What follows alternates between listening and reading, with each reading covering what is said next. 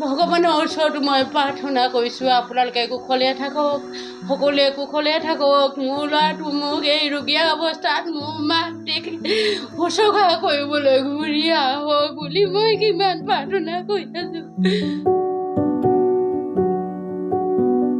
জাতিৰ সুৰক্ষা, জাতিৰ অস্তিত্বৰ কথা ভবা পুত্ৰই চাগে ভাবিব নোৱাৰে মাতৃৰ এই কান্দোনৰ আঁৰৰ কথা।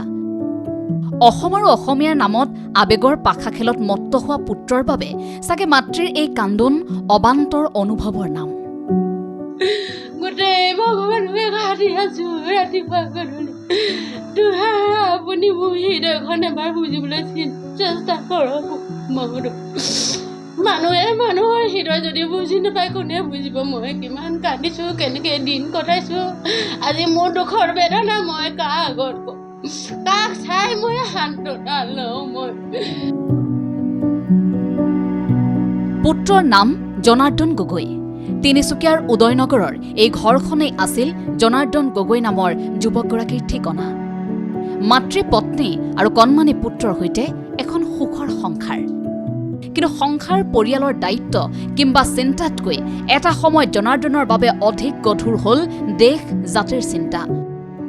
আৰু সেই চিন্তাতেই মত্ত হৈ পিতৃ পুত্ৰ স্বামীৰ দায়িত্ব এৰি জনাৰ্দনে ল'লে অনিশ্চিত এন্ধাৰৰ পথ। পত্নীলৈ বুলি এখন চিঠি লিখি খোজ দিলে তথাকথিত সংগ্ৰামৰ গোপন জগতখনত। সেয়া 2022 চন, এপ্ৰিল মাহৰ 18 তাৰিখ। সেই সময় জনাৰ্দনৰ পিতৃ বিয়োগৰ মাথো 4 মাহ হৈছিলহে। আৰু তেনে সময়তে এই ঘৰখনত দুৰ্বিষহ যন্ত্ৰণাৰ ভাৰ এৰি সহস্ৰ সংগ্ৰামৰ পথত ভৰি দিছিল জনাৰ্দনে। তেতিয়াৰে পৰা এই ঘৰখনৰ পৰিয়ালটোৰ অৱস্থা এয়া। আজিলৈকে মই তাৰ একো খা খবৰ পোৱা নাই। তাৰ অবিহনে মোৰ হৃদয়খন ভাগি পৰিছে। মই পৰশুৰাম মহোদয়ক অনুৰোধ কৰিব বিচাৰিছোঁ, মোৰ হৃদয়খনক এবাৰ আপুনি চিন্তা কৰি চাওক। মোৰ ল'ৰাটোক আপুনি পঠিয়াই দিয়ক। বেমাৰ লাগি অকৰা হৈ চাই থাকে লগৰবোৰক। ল'ৰাটোৰ মুখলৈ চাই আপুনি মোৰ ল'ৰাটোক পঠিয়াই দিয়ক। আপুনি বুজাওক জনাৰ্দনক, বুজাই বৰাই পঠিয়াওক। ৰোগীয়া মাতৃ, কণমানি পুত্ৰ আৰু পত্নীৰ বাবে এই ঘৰখনৰ প্ৰতিটো পল এতিয়া অন্ধকাৰ। চৌদিশে মাথো অনিশ্চয়তাৰ পোহাৰ। ঘৰখনৰ মূল মানুহজন এনেকৈ নোহোৱা হৈ গ'লে কি পৰিস্থিতিৰ সন্মুখীন হয় পৰিয়ালটোৱে, সেয়া সকলোৰে বোধগম্য। কিন্তু এই কথা হয়তো বুজিব বা অনুধাৱন কৰিব নোৱাৰে সংগ্ৰামৰ নাম লৈ ঘৰ পৰিয়ালক অন্ধকাৰত এৰি যোৱা যুৱকজনে। বিগত 3 বছৰে যাৰ বাবে কেৱল চকুলৈ টুকিছে জনাৰ্দনৰ মাতৃভগ্নে। আজি মা মানসিকভাৱে আৰু শাৰীৰিকভাৱে যথেষ্ট ভাগি পৰিছে। ভাইটি যোৱাৰ পাছৰ পৰা মায়ে নিজকে চম্ভালিব পৰা নাই, নিজকে বুজাব পৰা নাই। ভাইটিৰ চিন্তাত মাৰ প্ৰেছাৰ ষ্ট্ৰক আহি গৈছে। কি ক'ম এতিয়া, আমাৰ ঘৰৰ অৱস্থা একেবাৰে দুখ লগা টাইপৰ হৈ আছে। গতিকে পৰেশ বৰুৱা ডাঙৰক অনুৰোধ জনাইছোঁ, ভাইটিক বুজাই বঢ়াই যেনেকৈ হ'লেও আপুনি ঘৰলৈ ঘূৰি অহাৰ ব্যৱস্থা কৰি দিয়ে যেন।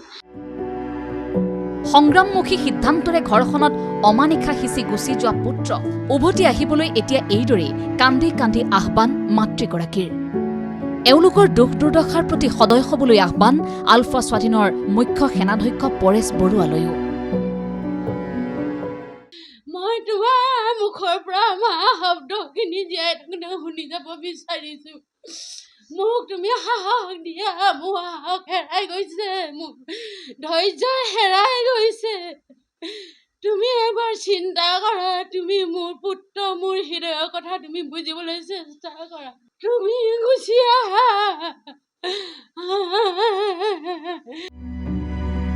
পিছে এই আহ্বান, এই কান্দোন চকুলোৱে ঘূৰাই আনিব পাৰিবনে সংগ্ৰামৰ নামত হেৰাই যোৱা ঘৰখনৰ ল'ৰাজনক?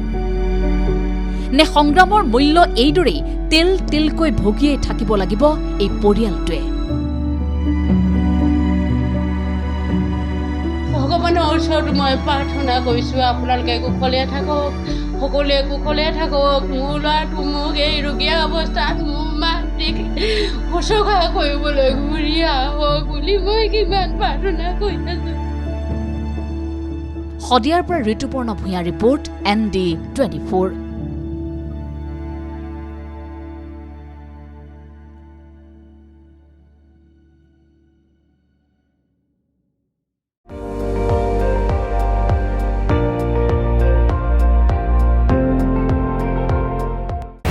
আপুনি চাই আছে ND24, সৰ্বশ্ৰেষ্ঠ নহয় সৰ্বোত্তমৰ দৌৰ।